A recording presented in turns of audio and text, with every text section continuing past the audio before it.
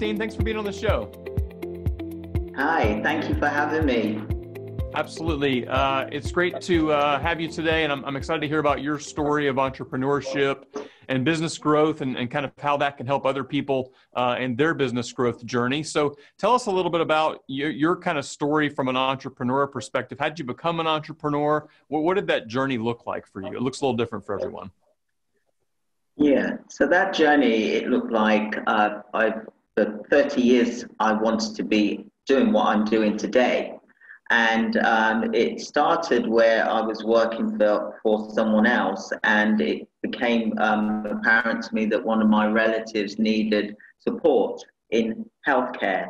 So I was looking for a senior care facility for him to go into, and I just couldn't find something that I felt was suitable for him, that was a smaller unit, a home from home environment.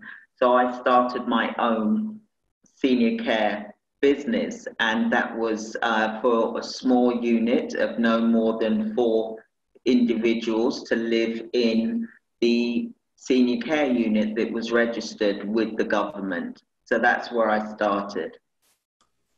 So you basically looked around and saw, gosh, I don't see anything that is up to the standard of what I want, so I'm going to make it myself. I mean, that's what a lot of entrepreneurs do.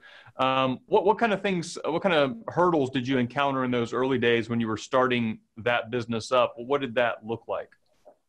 Oh, I was ridiculed. People laughed at me. They thought there's no way you're going to be able to have a small unit. You know, everyone's used to these big places that have got 60 or more senior senior people that live in that accommodation. So people thought it was impossible. But I had a vision, and I knew that I could provide a home from home environment in the community.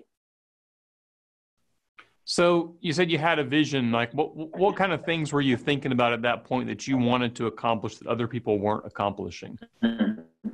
I was thinking I want to have a home from home environment for the elderly to live in the community without leaving their community, still being a part of that community and still provide that home from home environment, organic food, organic vegetables, just the best possible care that I could give, the one-to-one attention, and not for them to go into a big unit and feel frightened. I mean, it's scary enough as it is having to move out of your own home, but to go into a big unit is even more scarier.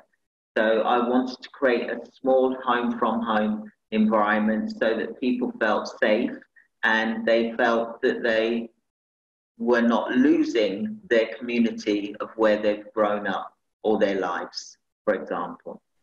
Absolutely. So you started that initial care unit for 4 individuals, and then what happened after that?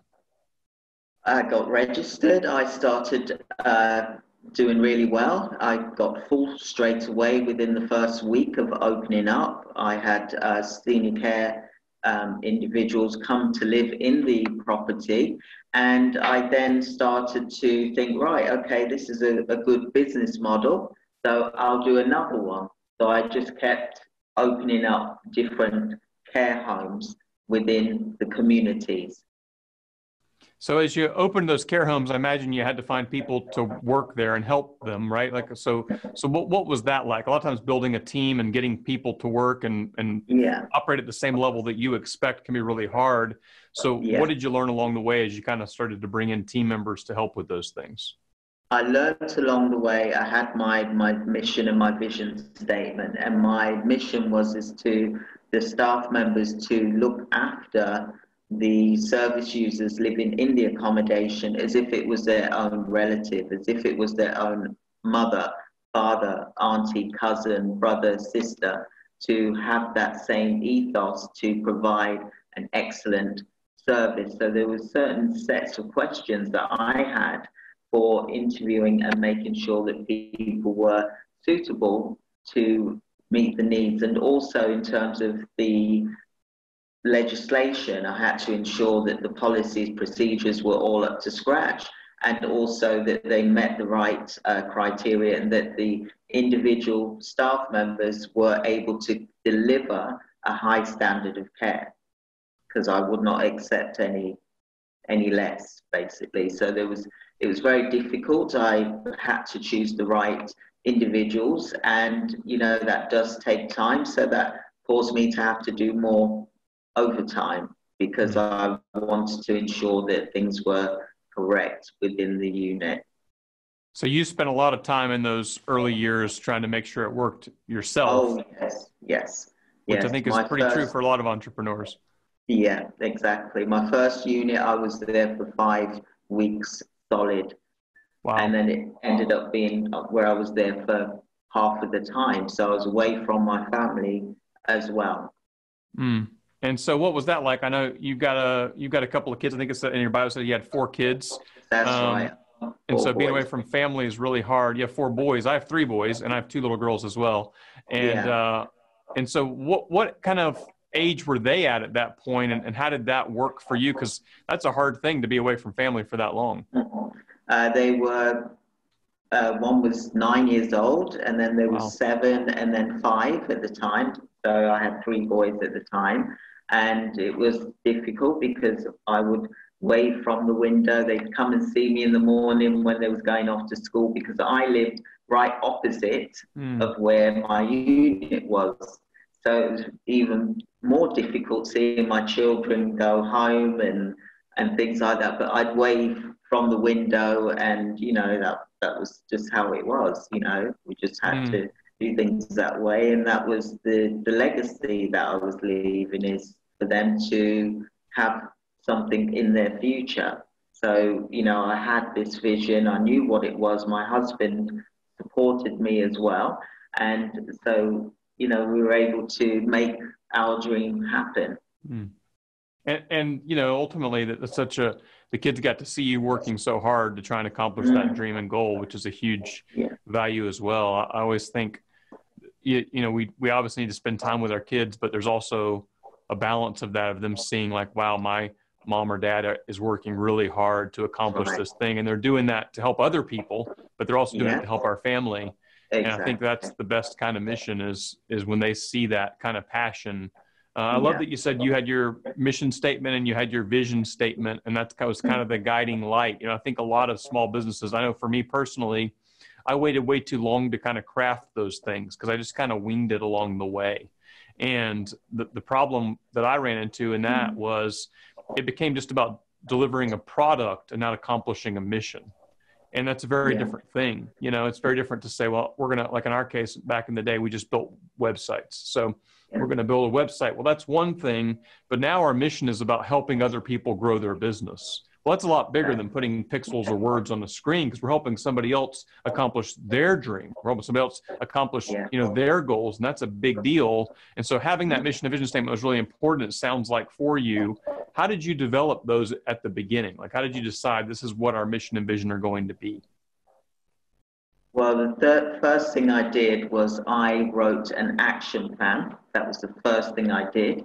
And within that action plan, one of those lists was my mission and my vision statement. And my mission was to have a 10-year plan for being international. And not just the UK, but international. And we're currently in Cyprus at the moment, and we're planning to, and we're also in America as well. I help individuals in the States as well as the UK, Cyprus, and Jamaica. So my mission is within 10 years to be an international organization to help individuals to set up a healthcare business.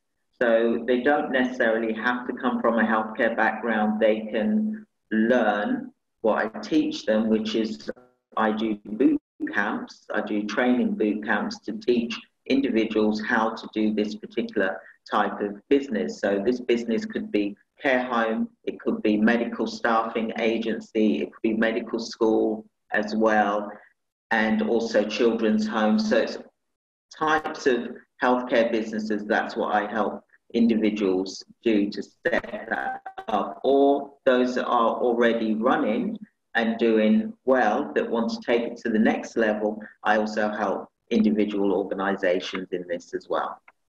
I love that idea because it's this principle of you've already done the work yourself. You know what it takes. You've kind of gone through all the speed bumps. You've overcome all the obstacles, and now you're going, all right, I figured this out. I have a working machine, so now I'm going to show you how to do it too. And then you're able to multiply your effect to some extent because you're able to help other people do the same thing you've done, and you're just kind of multiplying those opportunities around the world. Oh, definitely, definitely. And it's so wonderful to feel that I'm helping individuals to do this, that I'm serving people. Yeah, absolutely. I just love those ideas. So as you kind of grew that business, maybe even before you started kind of the boot camps and coaching that you're doing now to teach other people how to do the same, what were some of the other obstacles that you ran into? You obviously had government obstacles, you know, with regulations and making sure you had the right paperwork and all that. But what other kind of obstacles did you have? And had you ever run a business before this or no? Was this your first business? It was my first in 1994. Wow. So yes, yeah. I did have a model agency before that, but that's another story. It did well, but it's another story. I was a lot younger then, so I won't go into that. But yes, for me, and my family, we come from a healthcare background. So I was brought up with my mum being a nurse, and and my grandma was a nurse as well. So I've always learned to care for people, care for individuals, and it just seemed like a natural transition for me to do what I'm doing today, and that's by teaching people to give value and to serve and care for people to the best 150%, you know, as much as they possibly can. So that's what I enjoy doing, is to see the results, see them doing really well, and I've been a part of that. I love that. What I'm curious about is in the midst of this whole pandemic that we've all been going through this year in 2020, it's been one of the craziest years ever, maybe the craziest year ever. It's just the most bizarre thing that we're all experiencing. And obviously it's affected a lot of elderly care or senior care facilities at a really high level because those people are at much higher risk. At a certain age bracket, you become riskier and riskier with the current virus. So what have you learned in the midst of all of this chaos? What have you learned, you know, about business and entrepreneurship that maybe you hadn't realized in the last, 20 plus years of business? I never imagined that anything like this would have, you know, come about. I was concerned for my business at one time because I thought, what if people just stop? But with care, and I say unfortunately because, you know, it's not nice that we're getting older, we're living longer, so more care is needed. For me, I found that the increase has been more. So instead of it slowing down, it's actually increased because people have been made redundant, people have lost their jobs, people are working from home. So they want to now think about starting their own medical staffing agency, for example. So for me, it's increased, and none of us would have ever imagined that this was going to come about, this pandemic. And for me, I can see that I've used this to do more online training, whereas before I used to do face-to-face training. I started last year doing online training, online boot camps, online webinars.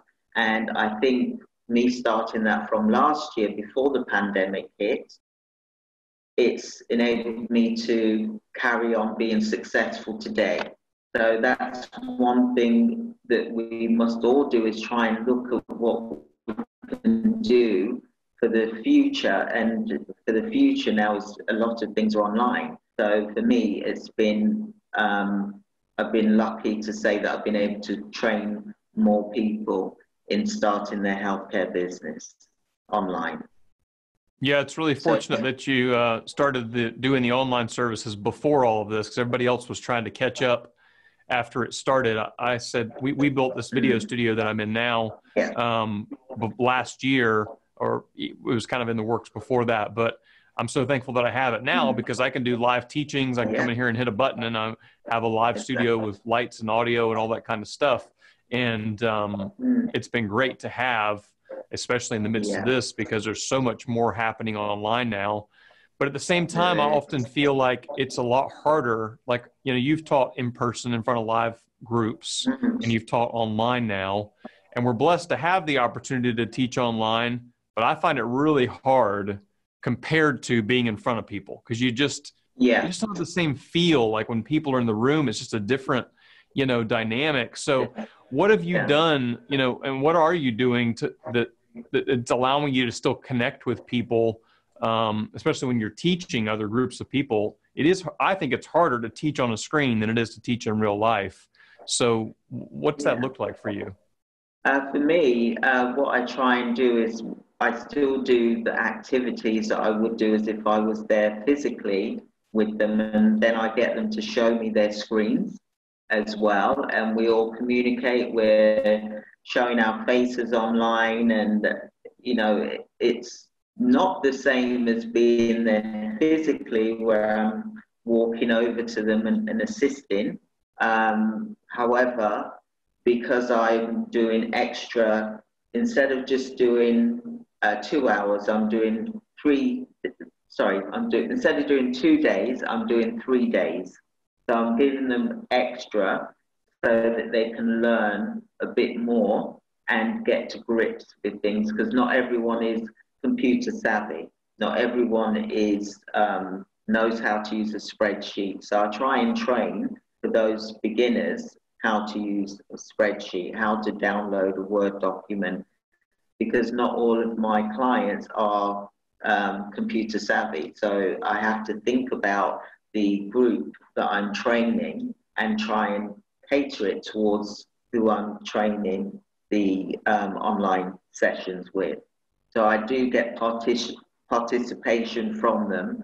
It's not just me talking and showing them things. I need to see evidence from them that they are listening and that they're doing the work. So yes, it is more, takes a bit longer. However, it's the same as me having to travel Mm-hmm. on the subway or in my car, stay in a hotel. Hey, I've only got to do an extra day. So it's the same factor as that. And they're getting more. Yeah, that makes a lot of sense. And I love the idea of you saying that you're getting participation from the audience. I think that's a key element, especially if you're teaching a group how to do something. If you can't see that they're getting it in person, it's a little Exactly. bit easier to kind of look at somebody and go, okay, they're not quite getting it. I need to walk over there and make sure they have what they Exactly. need. Where online, it's Mm, easy for them to kind of get lost or distracted. So getting them to show work makes a lot of sense. And yeah. the other thing that you mentioned there, I think is really important, is kind of bringing it down to the absolute entry level for everybody, because I Yeah. think as we teach, a lot of the mistakes people make sometimes is what I've heard called the curse of knowledge, where it's kind of Mm, the idea that we expect that because we know these things, everybody else knows these things. And yet when we started, we didn't know those things. So why would we exactly. expect anybody else to know them? Exactly. And I think that's really important. So thinking about, we talked a little bit about, the kids needing to stay home in the early years while you were working and things like that. Let's talk a little bit about work-life balance. It's a question I always ask. It means something different to everyone. So I'm Mm, curious what work-life balance even means to you, and two, yeah. how it's changed through different seasons of business and life. Yeah. So when I first started my business ventures, my work-life balance was uneven. It was more work. So I was a bit of a workaholic when I first started, because when you're building a business, you can become obsessed with it. Now that I've got things under control, I make sure that I take time out for my family. We do things together. I take time out for myself. I exercise. I swim every day. I always ensure that I get exercise, because when you're working from home, and you're stagnant, sat at a desk all day, it is not good for the organs, it's not good for your body, it's not good for your mind. So I make sure that I take time out for myself, keep myself fit and healthy. I eat nutritional food as well. You can't really work from home and sit down all day long because that is not good for your circulation. So having been I had a pulmonary embolism 5 years ago. Having suffered that, it's important to keep moving because you don't want your blood to be stagnant in your body. So it's important for you as a business owner to keep your health and your fitness going as well as your business life and family life. Book time with you, I would say, and that's what I do. I schedule my appointments with me. It's for an hour, but really it's me. I'm going to do my exercise or I'm going to go swimming. So that's what I do. I love that idea of booking time with you, with yourself, because you're so right. It's so easy to get just stuck behind the screen, especially right now in the middle of this crazy life that we're in. It's so easy to just get stuck behind a screen all day and feel like you got to do it. But sometimes getting up and just going for a 30-minute walk, can change everything. I'd gotten in a real stagnant state for a while, and now I've gotten back where I'm using this Apple Watch, and I'm just like kind of making sure that I'm closing all my rings every day. So it's been kind of a thing when I'm not exercising strenuously like I used to, and I'd like to get back into some more weightlifting and stuff like that in the future. But right now, the goal is just, I just want to get moving for at least 30 minutes a day. I want to hit my stand goal, which really means every hour I'm moving around the room for at least a minute or two. Like you said, just to get things circulating. I mean, there's good science behind that. And I'd imagine because you work with so many seniors, you've seen both people who have taken care of themselves their whole life and people who haven't. And the outcome at the end, I would imagine, is quite different. Definitely. So important. And you feel better for doing that. You do that exercise, you feel better, you feel stronger. It clears your mind for a bit as well while you're swimming or doing, I do fitness walking, I do swimming, I do high intensity as well. And while I'm doing that, it's making me think about what else can I do. And, it's wonderful to just have that exercise because it just clears your mind just for a short while. And then you can go into it stronger when you go back to your desk. Yeah, I think people think they can't afford the time to do it, but the truth is they can't afford the time not to do it because the risk that they're going to create is too excessive.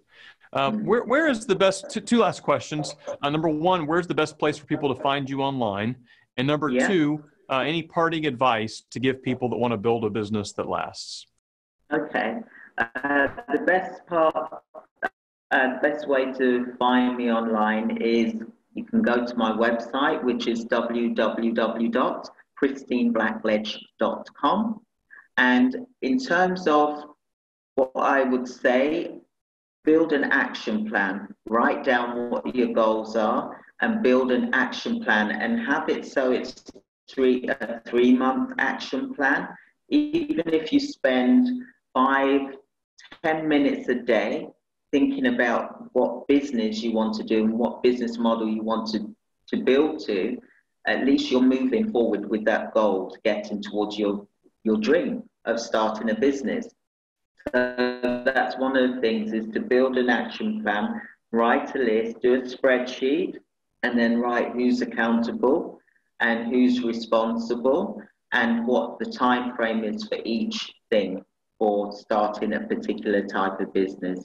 That is one key I would say, is do a strategic action plan.